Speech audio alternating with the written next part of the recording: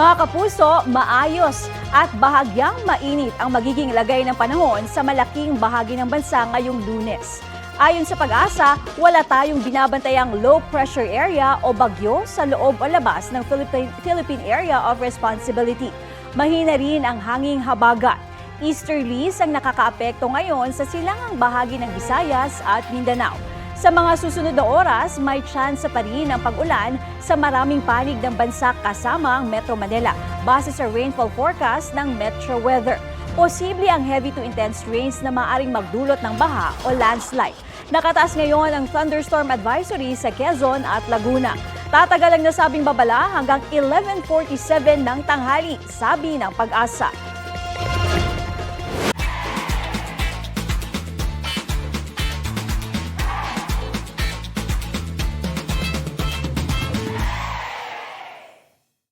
Kapuso, para sa mga maiinit na balita, mag-subscribe sa GMA Integrated News sa YouTube.